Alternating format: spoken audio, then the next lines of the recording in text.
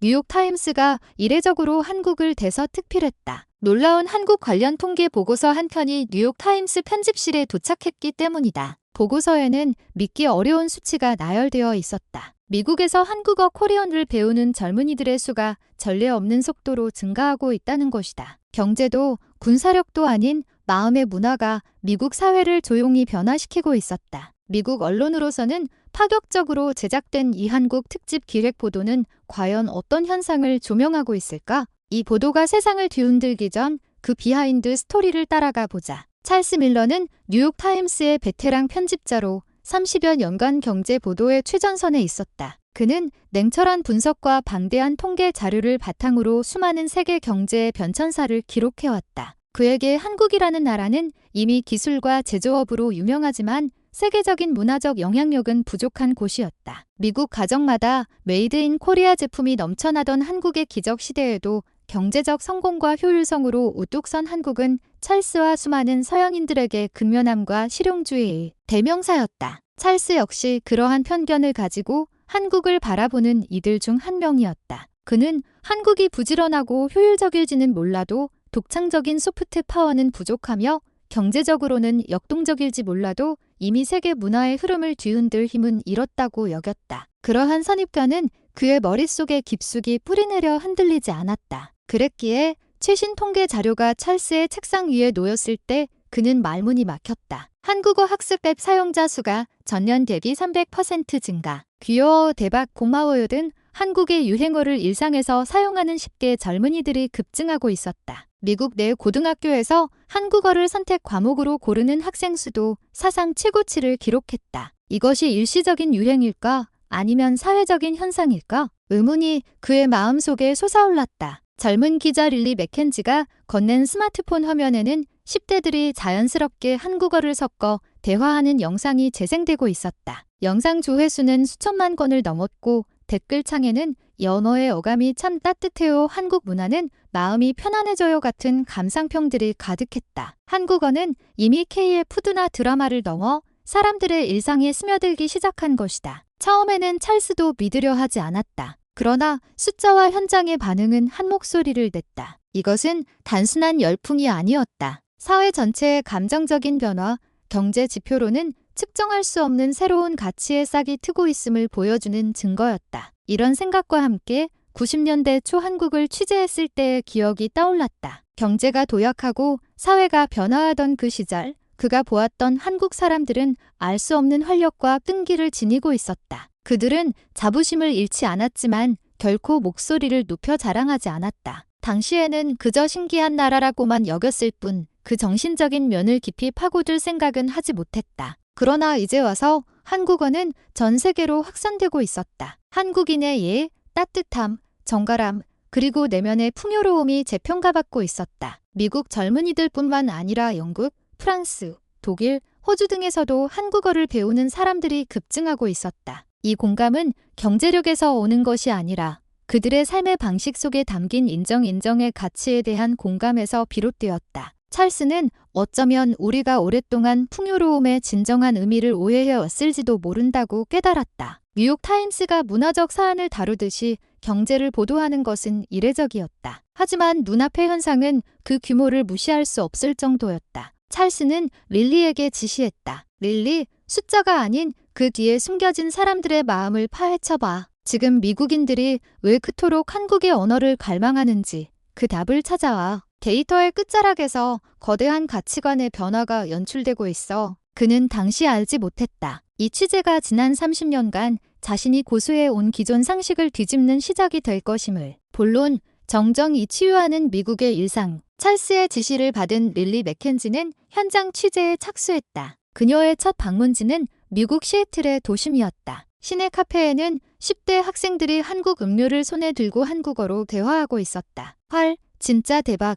이거 너무 귀여워 같은 단어들이 그들의 영어 대화 속에 자연스럽게 섞여 나왔다. 릴리는 저절로 녹음 버튼을 눌렀고 그들에게 다가가 물었다. 왜 한국어를 쓰나요? 한 학생은 웃으며 대답했다. 영어에는 없는 따뜻한 느낌이 있어서요. 싸우는 것처럼 들리지 않잖아요. 취재를 하면서 릴리는 놀라운 광경들을 목격했다. 문구점에서는 안녕하세요, 고마워요 등이 적힌 한국 디자인의 공책과 필기구가 불티나게 팔리고 있었고 계산대 앞에는 긴 줄이 늘어섰다. 마트에서는 잘 먹겠습니다, 감사합니다가 적힌 에코백을 든 주부들이 늘어났다. 단순히 드라마를 넘어 한국식의 섬세함과 정서가 그들의 일상에 조용히 스며들고 있었다. 한편 동부 뉴욕의 대학가에서는 한국어 강좌가 수강 신청하기 어려울 정도로 인기가 폭발했다. 교실 밖에서 들여다보니 학생들은 안녕하세요, 감사합니다를 열심히 반복 연습하고 있었다. 그중 한 남학생의 말이 인상적이었다. 한국말을 할 때면 마음이 평온해져요. 왜 그런지 모르겠는데 차분해지는 기분이 들어요. 릴리는 이 기분에 깊은 관심을 가졌다. 한국어는 단순한 언어가 아니라 분위기를 바꾸는 단어일지도 모른다. 영어가 직선적이고 강렬한 표현에 능하다면 한국어는 상대방을 포용하는 부드럽고 따뜻한 어감을 가지고 있다. 만약 이러한 차이가 현대의 스트레스 사회를 살아가는 젊은이들의 마음을 치유하고 있다면 그건 어떤 모습일까? 더욱 놀라운 것은 이 한국화 코리어니제이션 유물결이 기업계까지 확산되고 있다는 점이었다. 취재차 방문한 소형기계 부품 제조업체인 올림피아 컴퍼니. 회사 내부 벽에는 열심히, 정갈하게, 서로 돕고, 절제와 같은 한국적인 가치가 한글로 크게 적혀 있었다. 로버트 밀러 사장은 손녀에게 한국 공장이 정말 멋지대요 라는 말을 들은 후 한국 중소기업의 정정 중심의 경영 철학을 도입하기로 결심했다고 밝혔다. 효율보다는 팀의 자부심을 추구하는 것. 이것이 한국식 방식이라는 것을 알고 큰 충격을 받았습니다.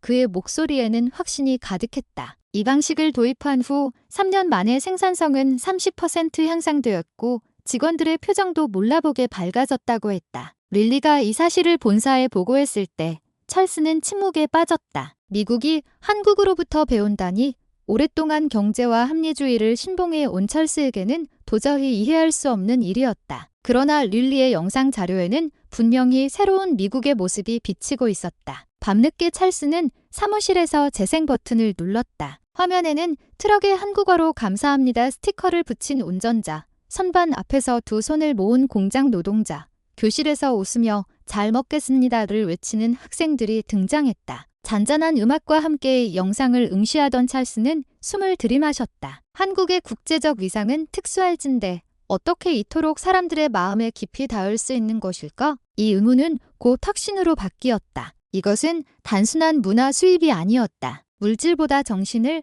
효율보다 안정을 추구하는 시대로 미국인의 내면이 변화하고 있었다. 그리고 한국은 어느새 그 시대의 이정표가 되어 있었다. 다음 날 아침 찰스는 편집회의에서 선언했다. 이것은 단순한 뉴스가 아닙니다. 세계가 조용히 축을 바꾸고 있습니다. 우리는 이 현장을 직접 목격해야 합니다. 그의 눈빛에는 30년 전 취재에서 보았던 한국의 풍경이 떠올랐다. 소란스러운 활력 속에 담겨있던 확실한 자부심. 이제 그 따뜻함이 세계를 뒤흔들고 있었다. 윌리의 취재는 미국 전역을 휩쓸었다. 그녀는 먼저 텍사스주 댈러스로 향했다. 광활한 창고지대 한 귀퉁이에 있는 물류센터. 그곳에서 데이비드 존슨이라는 이름의 트럭 운전사를 만났다. 21세 아들이 교통사고로 세상을 떠난 후 그는 마음을 닫고 살았다. 그러나 어느 날 동료의 추천으로 보게 된 한국 영화 한 편이 그의 인생을 완전히 바꾸어 놓았다. 저는 화물을 운반하는 것이 아니라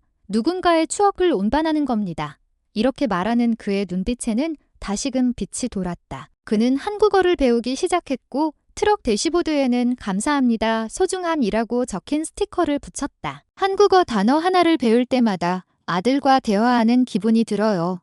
릴리는 코끝이 찡함을 느꼈다. 여기에는 언어를 초월하여 사람의 마음에 닿는 힘이 분명히 존재했다. 다음으로 그녀는 뉴욕 월스트리트를 찾았다. 그곳에서 만난 금융계의 엘리트 앨런 린 부사장. 그는 과거 숫자가 진리이며 이익을 최우선으로 여겼다. 그러나 딸이 한국 가요에 빠지고 집에서 잘 먹겠습니다, 고마워요를 말하기 시작한 후 집안 분위기가 바뀌었다. 딸은 감사하는 법을 배우고 음식을 소중히 여기기 시작했다. 작은 일일지 몰라도 저에게는 엄청난 충격이었습니다. 이 경험을 통해 렐런은 사람들과의 따뜻한 상호작용을 중요시하는 한국인의 정신에 관심을 갖게 되었다. 이후 그는 단기 이익이 아닌 장기적인 신뢰를 중시하는 기업에 투자하기 시작했다. 숫자뿐만 아니라 마음에 남는 가치를 보고 싶습니다. 그의 투자 방침은 크게 변했고 결과적으로 업계 평균을 뛰어넘는 성과를 창출했다. 서부 시애틀의 작은 공장 올림피아 컴퍼니의 개혁은 계속되고 있었다. 로버트 밀러 사장은 한국의 개선 철학을 도입하여 한국적인 직장 문화를 철저히 이식했다. 매일 아침에 인사, 정리정돈, 그리고 직원들끼리 감사 카드를 교환하는 것 등이었다. 처음에는 모두 어리둥절했지만 서로 감사를 표현하는 과정에서 공장의 분위기가 바뀌었다. 생산성은 30% 증가, 이직률은 반으로 줄었다. 한 직원은 릴리에게 이렇게 말했다. 저는 이 회사가 좋아졌고 제 일에 자부심을 느낍니다. 한국의 마음가짐 철학이 머나먼 미국의 작은 마을에 재생의 불을 지피고 있었다. 곧 릴리는 이 현상이 미국에만 국한되지 않는다는 것을 발견했다. 영국 런던의 한국어 교실은 3년 연속 정원 초과였고 파리에서는 젊은이들 사이에 안녕하세요, 수고하셨습니다로 인사하는 것이 유행하기 시작했다. 독일 공장에서는 한국식 개선이 경영의 교과서가 되었고 호주에서는 경제적 목적보다 문화적 흥미로 한국어를 배우는 사람이 학습 속도를 능가하며 급증했다. 리아 클락 교수는 말했다. 사람들은 실용적인 목적 때문에 다른 언어를 배우기도 합니다. 하지만 한국어와 그 어감에서 오는 편안함 때문에 배우는 것은 세계 언어 시장에서 매우 특별한 현상입니다. 릴리는 취재 수첩에 적었다. 효율의 시대에서 치유의 시대로 한국이 그 길을 비추는 등불이 되고 있다. 고조, 끼어진 편견, 새로운 신념. 찰스에게 보고하기 위해 돌아온 그녀는 편집실에서 두꺼운 자료를 펼쳤다. 놀라운 숫자들이 나열되어 있었다. 한국어 학습자의 86%가 30세 이하였고 귀여워, 대박, 고마워요 등 한국 관련 영상의 조회수는 수억 건에 달했다. 온라인 한국 문화상품 매출은 전년 대비 100% 이상 증가했다. 이것은 더 이상 단순한 유행으로 설명할 수 없는 사람들의 마음속에서 조용히 일어나고 있는 혁명이었다. 자료를 보던 찰스는 깊은 숨을 들이마셨다. 미국이 잃어버린 것을 한국은 여전히 가지고 있는지도 모른다. 어느덧 그의 얼굴에는 옅은 미소가 떠올랐다. 이 현상은 경제적 수치로는 설명할 수 없었다. 사람들이 추구하는 것은 속도도 강함도 아닌 부드러움과 자부심이었다. 찰스는 한국이 제조업으로 세상을 흔들던 시대는 변하고 있을지 모르나 지금은 마음으로 세상에 감동을 주고 있다는 것을 깨달았다. 뉴욕타임스 회의실에서 찰스는 조용히 말했다. 이 기사는 헤드라인 일면 톱 기사로 올립니다. 제목은 고요한 혁명입니다. 그 말이 끝나자 편집실의 분위기가 일순간 달라졌다. 경제 대국 미국이 문화 강국 한국에게서 배우는 시대가 막을 올리려 하고 있었다. 찰스는 릴리의 취재 보고서를 꼼꼼히 읽으며 자신이 과거에 신봉했던 가치관이 조용히 해체되고 있음을 느꼈다. 그는 숫자를 신봉했고 경제 성장이 풍요로움의 증거라고 믿었다. 그러나 지금 그의 눈앞에는 국제 정치에서 어려운 위치에 있는 한국에서 비롯된 정신적 영향력이 놓여 있었다. 릴리가 들려준 모든 이야기는 그의 가슴을 깊이 찔렀다. 효율만을 추구하며 지쳐가던 작은 공장이 자부심이라는 단어를 되찾았고 이익을 최고 원칙으로 삼던 금융 엘리트가 신뢰를 행동의 기준으로 삼기 시작했으며 힘든 처지에 놓인 트럭 운전사가 감사라는 말 한마디로 삶의 여정을 다시 시작했다. 이 모든 것은 경제학으로는 설명할 수 없는 변화였다. 찰스는 문득 자신의 가정을 떠올렸다. 딸이 집을 떠난 후 식탁 대화가 줄었고 아내와의 대화도 일 얘기뿐이었다. 언제부터인가 잘 먹겠습니다라는 말조차 집에서 사라져버렸다. 어쩌면 한국 사람들은 바로 그런 일상 속에서 풍요로움의 진정한 의미를 찾아낸 것이 아닐까? 그는 창밖의 광활한 맨해튼 야경을 바라보며 가슴 깊은 곳에서 따뜻한 무언가가 솟아오름을 느꼈다. 뉴욕타임스 회의실에서는 여전히 이 기사를 일면에 실을 것인지에 대한 논쟁이 이어졌다. 한국을 너무 미화하는 것 아닌가, 경제적인 뒷받침이 부족하다는 목소리들이 터져나왔다. 그러나 찰스는 평온하게 말했다. 이것은 경제 기사가 아닙니다. 인간성의 재생에 관한 기사입니다. 그는 마음이라는 이 보이지 않는 자산을 세계가 다시 인식하기 시작했음을 확신했다. GDP는 성장했지만 행복도는 하락한 나라, 부유해졌지만 고독을 느끼는 사회. 이런 모순을 안고 있는 미국이 지금 한국으로부터 배우려는 것은 삶의 태도 그 자체입니다. 찰스는 편집자 메모에 이렇게 적었다. 한국이 존경받는 이유는 경제적으로 성공한 모범이라서가 아니라 끊임없이 어려움을 극복해온 모범이기 때문입니다. 지정학적 도전, 자연재해, 사회적 변화라는 현실의 정면으로 맞서면서도 사람들은 여전히 고개를 들고 서로를 보듬어 안고 있다는 역사적 증거였다. 릴리의 말도 그의 마음에 깊이 각인되었다. 국제적 공간이 제한되어 있어도 공기 중에 따뜻함은 커지고 있어요.